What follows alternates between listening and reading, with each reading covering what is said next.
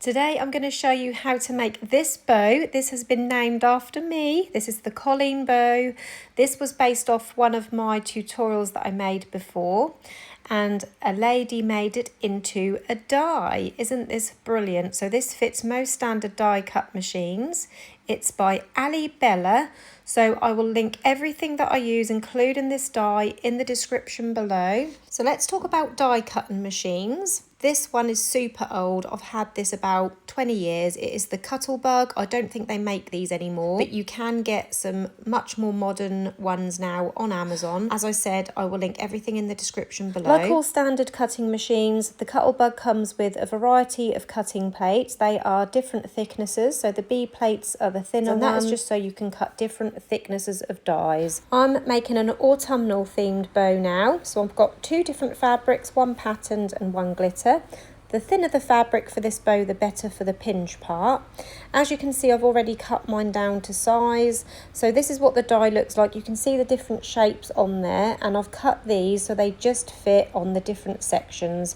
What you can do is cut the die out with cardboard first, so you've got a template to use. You can use as less fabric as possible then, because you don't want to run through a whole piece of fabric and then waste a load. I've just laid my fabric on here to check the sizes. I'm not going to cut everything at once because the die is long and my plates won't cover it all, so I'm going to cut just a couple of bits at a time. I'm going to cut my centre strip here and one of the tail pieces. First of all, I can't cut the two tail pieces together because they're too close together, if that makes sense. So just one tail piece at a time.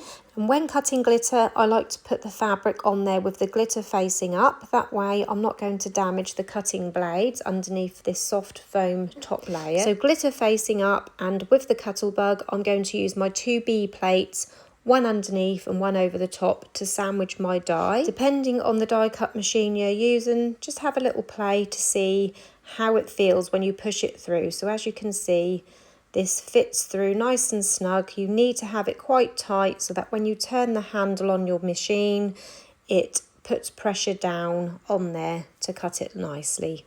So turn the handle until it goes all the way through to the end of those cutting plates, and then the rest should just slide out. And as you can see, you'll have perfectly cut pieces. There's no need to cut any bits off. It is completely cut away. So that's the centre strip, and that is one of the tail pieces. I'm going to speed this next bit up so you can just see I cut the next tail piece, and then I cut the two main pieces of the bow. I've done them separately because the cutting plates are only A5 in size, so I can't fit it all in. As you can see here, I turned the die around because I'm cutting on that side. So I've got the B plate at the bottom, the die in the middle, the other B plate on the top, and I'm going to cut those last two pieces out.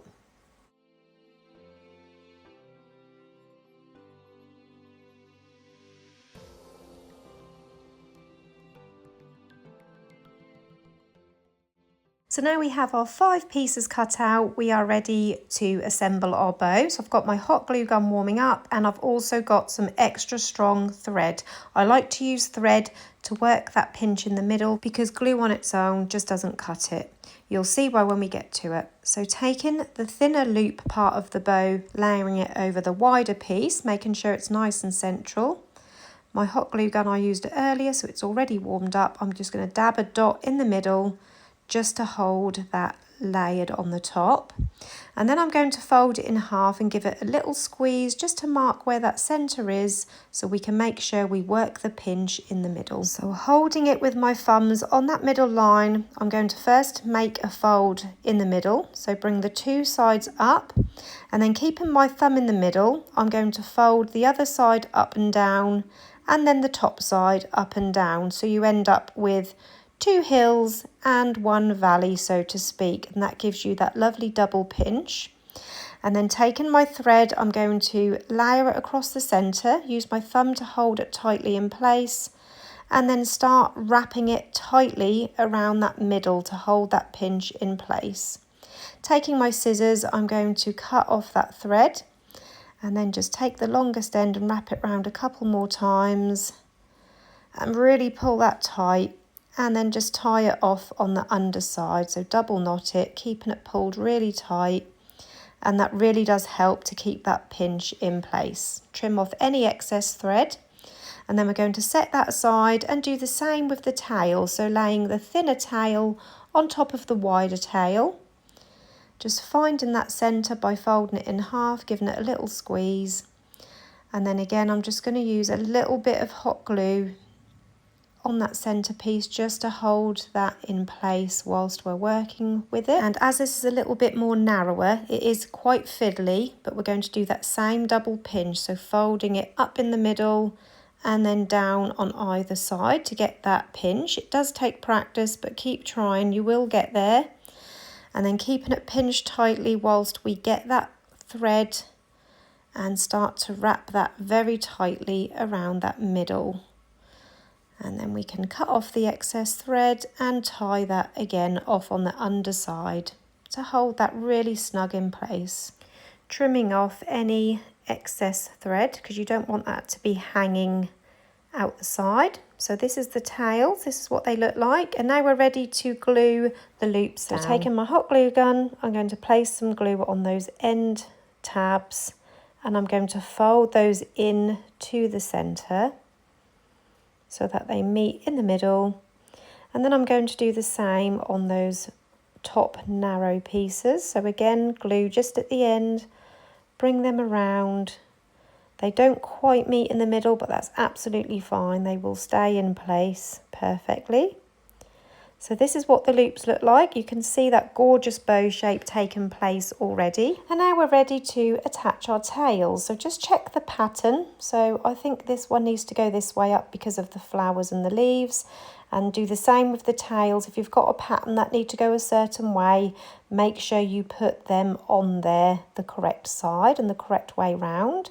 So you want to just butt the tails up to the bottom of the bow. Again, I'm going to get my thread ready, and I'm going to bring that around the middle and just again start wrapping that tightly around the middle of both of those pieces. So we're now bringing the tails together with the bow. You could pop a little bit of glue on there first, but I found it just as well just to go straight in with the thread. And once you've got it wrapped around tightly, you can then tie that off on the underside as we did before. And then of course trim off any hanging pieces of thread. And then you can decide what you're going to attach your bow to. You can attach this to an elastic, a headband. I'm going to use a clip. My preferred go-to clips are these 45mm double prong clip, which I've already lined with ribbon. I have got a tutorial or a short on my page showing how I line these with ribbon.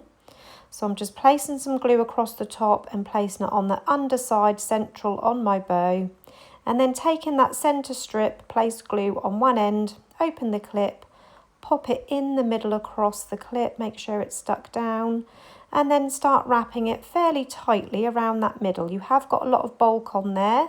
That is why the thinner the fabric you use for these, the better. But you can, as you can see, use chunky fabric because I have here, but I've layered it with a thinner fabric over the top. So yeah, you can use one thin, one thicker, but the thinner the layers, the easier it is to get those pinches in there. So just gluing that last little bit under the clip. And there I present to you the Colleen bow made with that amazing die by 𝘱𝘱𝘱𝘪. Again, I have linked everything in the description below. This is a Halloween version that I made, and of course that gorgeous autumnal one. You can make these in any theme. You can break out the Christmas fabric. Ooh, dare I mention Christmas yet? Or any theme that you like. I hope you enjoyed this tutorial today. If you did, please hit the like button. Don't forget to subscribe to my channel. And if you press the bell button, that will turn on notifications.